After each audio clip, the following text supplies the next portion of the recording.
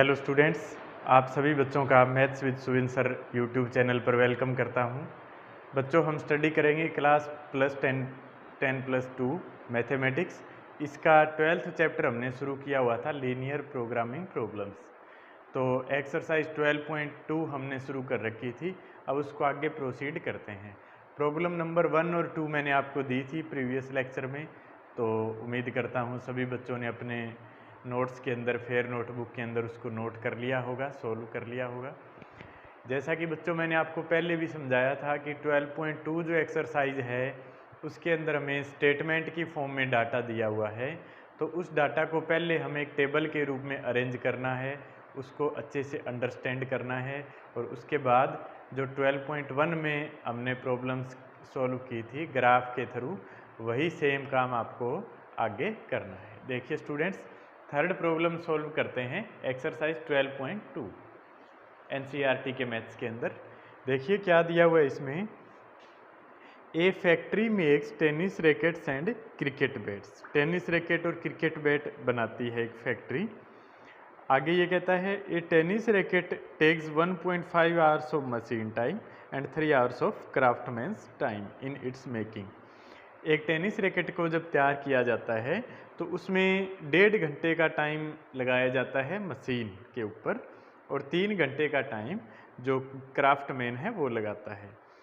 While a cricket bat takes 3 hours of machine time and 1 hour of craftsman time. जबकि एक bat को तैयार करने में जो मशीन टाइम है वो 3 घंटे का चाहिए और 1 घंटे का टाइम क्राफ्टमैन को चाहिए।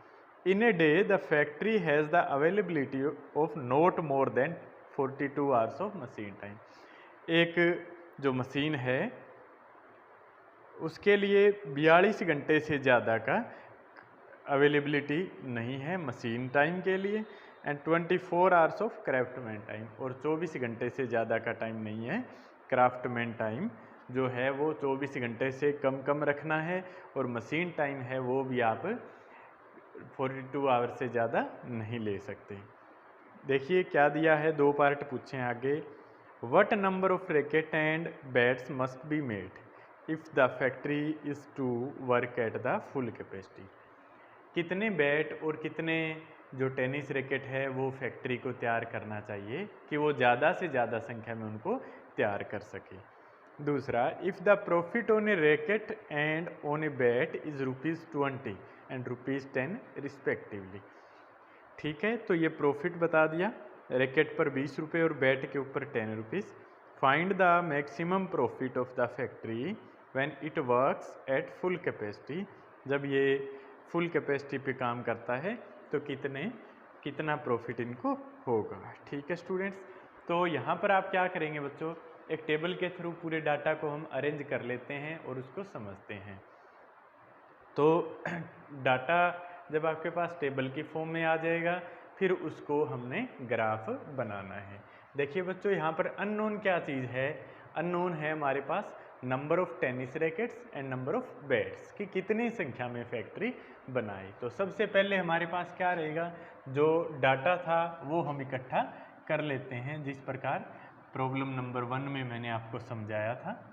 तो आपके पास दो चीज़ें हैं। वहाँ पर जैसे फूड का जिक्र था, यहाँ पर आपके पास दो चीज़ें क्या क्या है, टेनिस रैकेट्स एंड बैट। ठीक है, तो दो चीज़ें हैं बच्चों, टेनिस रैकेट्स एंड बैट्स।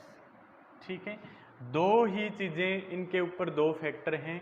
दो फैक्टर क्या क्या है, एक तो टेनिस रैकेट को तैयार करने के लिए शुरू में कुछ टाइम मशीन पर काम करना पड़ता है, और दूसरा क्या है, क्राफ्टमैन काम करता है उसको तैयार करने के ऊपर, क्राफ्टमैन्स टाइम। ठीक है, देखिए अब यहाँ पर क्या होगा, मशीन टाइम टेनिस रैकेट के लिए आपको बताया हुआ था। टेनिस रैकेट के लिए मशीन टाइम है 1.5 hours and the 3 hours of craftsman time. तो मशीन टाइम है बच्चों इसके ऊपर 1.5 hours and the craftsman time is 3 hours. Similarly, the time for the bats आपको बताया हुआ है स्टूडेंट्स यहाँ पर 3 hour of machine time and 1 hour of craftsman time. बैठ के लिए आपको क्या टाइम बताया है, 3 घंटे लगेंगे मशीन के ऊपर और 1 घंटा लगेगा क्राफ्टमैन को। ठीक है स्टूडेंट, ये डाटा आपको दिया हुआ है। उसके बाद मशीनरी जो टाइम है ये कहता है कि नॉट मोर देन 42 आवर्स, 42 घंटे से ज़्यादा आप नहीं कर सकते। तो मशीन टाइम है वो दोनों पर मिला करके आपको क्या करना है, less than equal to 42 hours. ठीक है, या तो 42 घंटे या लेस देन 42। इसी प्रकार जो क्राफ्टमैन का टाइम है वो आपको बता रखा था बच्चों 24 आवर्स। ठीक है, तो वो क्या हो जाएगा, less than equal to 24 hours, या तो 24 पूरे या 24 से कम, आप उससे एक्सीड नहीं कर सकते। ये डाटा आपको स्टूडेंट्स गिवन है। अननोन जो चीज़ें हैं वो हम मान लेंगे। लेट नंबर ऑफ रैकेट्स, जो टेनिस रैकेट्स है वो मान लिया हमें x तैयार करने हैं, और दूसरा क्या डाटा था, नंबर ऑफ बैट्स, बल्ले कितने तैयार करने हैं, y। ठीक है, अब जो फंक्शन है कि ज़्यादा से ज़्यादा बैट और बॉल आपके पास तैयार हो जाएं, तो बच्चों फंक्शन हमारे पास क्या हो जाएगा, ये प्रॉब्लम नंबर 3 थी। फंक्शन क्या हो जाएगा, z। ठीक है, z क्या है, मैक्सिमम रैकेट एंड बैट्स, तो रैकेट्स हैं x प्लस बैट्स हैं y। ये संख्या, ये हमारा फंक्शन है। दोनों का जो एडिशन है, जो दोनों की संख्या है वो आपको स्टूडेंट्स क्या करनी है, maximise z equal to x plus y. Subject to concentrate, क्या क्या लिमिटेशन है, किन किन कंडीशंस को आपने फुलफिल करना है, तो वो क्या क्या है। टेनिस रैकेट, एक रैकेट के ऊपर बच्चों 1.5 घंटा लगता है, तो x रैकेट के ऊपर कितना टाइम कंज्यूम होगा, 1.5x प्लस इसी प्रकार बल्लों पर कितना टाइम लगेगा, एक बैट पर 3 घंटे लगते हैं, तो y बैट पर कितने घंटे लग जाएंगे, इनकी मल्टीप्लाई हो जाएगी 3y। ये टाइम लगा है स्टूडेंट्स रैकेट्स के ऊपर, ये टाइम लगा है बैट्स के ऊपर, और दोनों मिला करके can not be more than 42 hours, 42 घंटे से ज़्यादा नहीं हो सकता। ठीक है, इक्वल टू लेस देन 42। दूसरी कंडीशन क्या है स्टूडेंट्स, क्राफ्टमैन टाइम वाली जो कंसंट्रेट है उसके अकॉर्डिंगली क्या हो जाएगा, क्राफ्टमैन टेनिस रैकेट, एक रैकेट पर 3 घंटे लगते हैं क्राफ्टमैन को, x रैकेट पर कितने घंटे लगेंगे, मल्टीप्लाई हो जाएगी 3x प्लस 1y या y less than equal to 24 hours. ठीक है, 24 घंटे से कम टाइम आपको क्राफ्टमैन को लगाना है। उसके बाद number of tennis racket greater than equal to 0, 0 यदि एक भी नहीं होगा तो 0, या फिर उससे फालतू होंगे, means it can't be negative. ठीक है, ये माइनस का नहीं हो सकता। इसी प्रकार नंबर ऑफ बैट्स जो हैं वो भी नेगेटिव नहीं हो सकते, यानी ग्रेटर देन इक्वल टू 0। ये हमारे पास सब्जेक्ट टू कंसंट्रेट। ठीक है स्टूडेंट्स, इसके बाद बिल्कुल ईजीएस्ट मेथड, जो नए स्टूडेंट हैं तो वो पिछला वीडियो देख लें, 12 पॉइंट जब हमने की थी, तो स्टेप्स एक बार फिर से मैं रिपीट कर देता हूँ।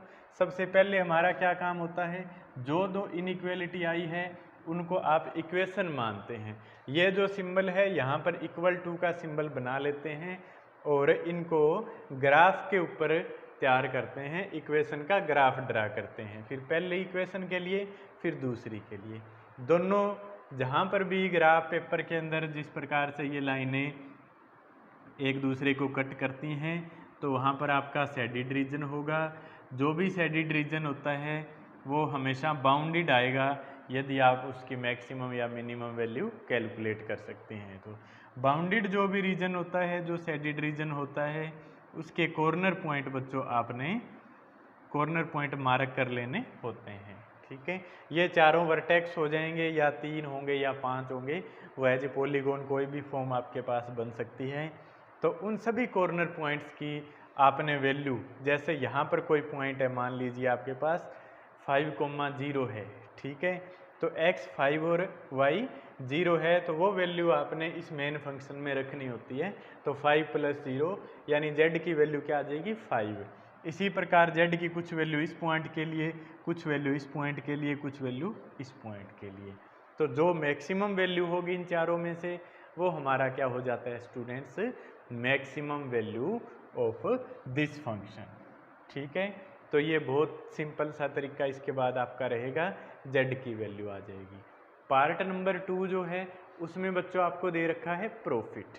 ठीक है, तो प्रॉफिट क्या दे रखा है, प्रॉफिट है students, profit on A racket, एक रैकेट पर कितना प्रॉफिट है 20 रुपीज़, और एक बैट के ऊपर कितना प्रॉफिट है स्टूडेंट्स 10 रुपीज़। अब जब मेन फंक्शन आप बनाएंगे इस केस में, तो मेन फंक्शन क्या हो जाएगा, x बैट्स हैं और एक बैट पर 20 रुपीज़ है।